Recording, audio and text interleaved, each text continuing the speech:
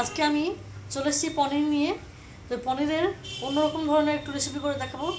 Please আপনারা দেখতে থাকুন আমি কিভাবে বানাচ্ছি। তো পনিরতে আমি কী কী উপকরণ দেব সেগুলো আপনাদেরকে আগেই দেখিয়ে দিই।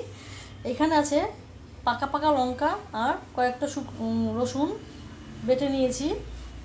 এটা কাজু বাদাম বাটা, এটা পেঁয়াজ কুচি, আদা বাটা, এটা শুকনো লঙ্কা, কাঁচা জিরা, কাঁচা ধনে একসঙ্গে বাটা আছে। এখানে সবুজ ক্যাপসিকাম কেটে নিয়েছি এইভাবে।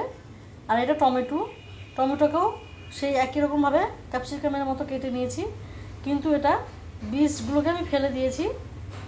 তো গ্যাসে কড়াই বসিয়ে দিয়েছি, দেব সাদা তেল। তো পনিরটাকে আমি আজকে ভাজবো না বন্ধুরা। দেব দুটো শুকনো লঙ্কা, এবার দেব পেঁয়াজ কুচিটা।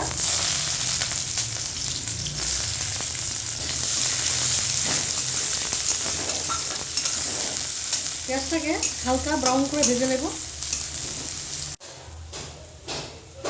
চয়েস কিচেন আপনাদের সকলকে স্বাগত। আমি যে রেসিপিটা আপনাদেরকে করে দেখাচ্ছি, প্লিজ আপনারা দেখতে থাকুন। এই হচ্ছে আমার পুতলা রাক্ষসী মেয়ে, আমার পিছনে এসে ডিস্টার্ব করছে। পেঁয়াজটা আমার হালকা ব্রাউন ভাজা হয়ে গেছে। এবার আমি একে একে মশলাগুলোকে দেব।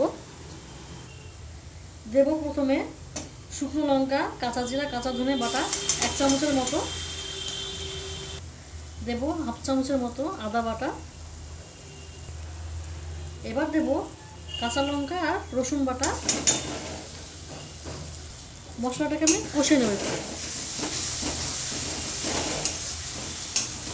দেব পরিমাণ মতো লবণ।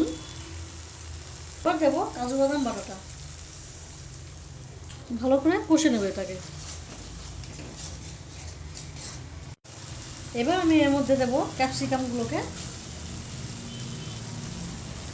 আর টমেটোগুলোকে। ওটা কষে নেব। সবসময় ফলো রাখতে হবে বন্ধুরা, ক্যাপসিকামটা যাদের বেশি সেদ্ধ না হয়ে যায়।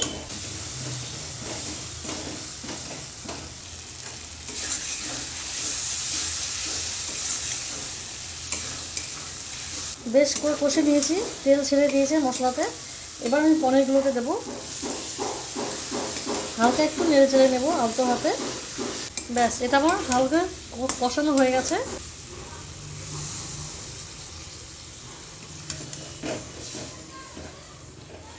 এবার কিছুক্ষণ ফুটিয়ে নেব, 5 মিনিট থেকে 7 মিনিটের জন্য। বেশি ফুটানো যাবে না, কারণ ক্যাপসিকামটাকে আমি আগেই বলেছি বেশি সেদ্ধ করা যাবে না।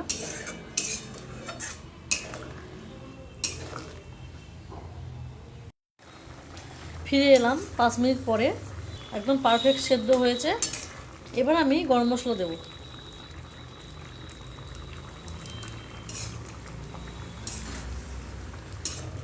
তো আপনারাও এভাবে করে খেয়ে দেখবেন, একটা অন্যরকম স্বাদ লাগে খেতে। ঠিক নামানোর 1 মিনিট আগে আমি একটু চিনি দিয়ে দিচ্ছি। একটু মিষ্টি মিষ্টি হলে খেতে ভালোই লাগে। তো চিনিটা অপশনাল বন্ধুরা, আপনাদের যদি ইচ্ছে না হয় নাও দিতে পারেন।